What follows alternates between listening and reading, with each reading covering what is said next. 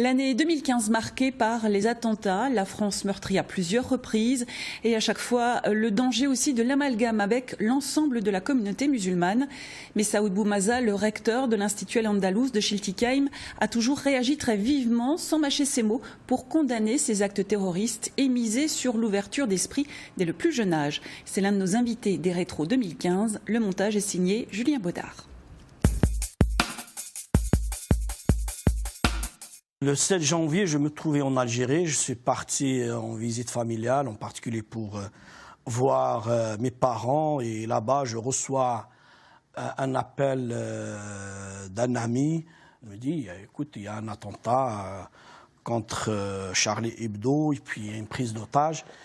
Et là, directement, bien sûr, j'ai décidé de rentrer. Et puis par la suite, bien sûr, nous avons fait pas mal d'actions de solidarité et pour essayer d'apaiser un petit peu les conséquences graves de ces drames.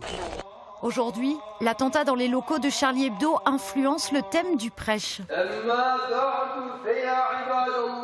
En turc, en arabe, l'imam rappelle, je cite, que l'islam est contre tout acte criminel, que ceux qui ont perdu le sentiment de pitié ne font pas partie de notre communauté, ou encore que seul Dieu, notre Créateur, peut reprendre notre vie sur terre. Il y a eu quelques agressions physiques, quelques attaques, quelques lieux de culte musulmans, mais dans l'ensemble, ça reste des cas limités. Donc nous avons évité le pire, justement, qu'il n'y ait pas un amalgame qui s'installe. Et puis, les musulmans de France aussi comprennent de plus en plus qu'ils sont des citoyens à part entière et non entièrement à part. Il y a quelques Français, ou là, une partie des Français de confession musulmane, sont mal à l'aise, car ils disent, ou laissent dire, nous n'avons pas à nous justifier. Ça, je le comprends aussi. Mais je pense que nous avons un devoir de témoignage. À l'extérieur de la mosquée, le discours en français, cette fois-ci, est aussi très clair. Il s'adresse à la fois aux fidèles et aux médias conviés. Notre réponse sera la dignité et l'unité. Nous condamnons comme un seul homme cet acte de sauvagerie qui ne représente strictement pas nos valeurs humaines et encore moins l'islam. Notre condamnation de Daesh, notre condamnation de tous ces groupes terroristes et que j'appelle moi, comme vous le savez, des groupes sectaires, donc c'est une condamnation ferme, sans équivoque. Il n'y a aucune concession à faire à ce niveau, effectivement. Ce vendredi aurait dû être joyeux et festif en ce mois de Ramadan.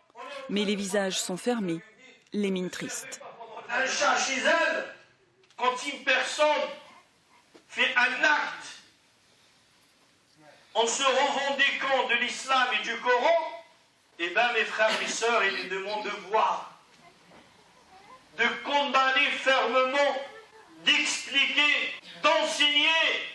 Le terrorisme n'a pas de religion, n'a pas de foi, n'a pas de nationalité. Et la preuve, le jour même, nous avons attaqué des citoyens en France, en Tunisie, avec la mort de dizaines de touristes de plusieurs nationalités. Et puis, nous avons fait exploser des bombes dans une mosquée, dans un pays arabe et musulman qui est le Koweït. Les musulmans tombent par des dizaines de milliers chaque année à cause de ces mouvements sectaires, si vous voulez. Et donc, moi, je n'ai aucun complexe de faire un travail de pédagogie. Mais comment protéger la jeunesse? Pour l'imam, cela passe par l'éducation religieuse. Dans son institut, près de 800 jeunes de tous âges étudient l'islam 3 heures par semaine. Cela ne suffit pas. Il en appelle aussi à la responsabilité familiale. À l'Institut Al-Andalus, nous accueillons pas moins de 900 élèves, dont la majorité, à 90%, ce sont des enfants. Donc, toute notre pédagogie a un fil conducteur.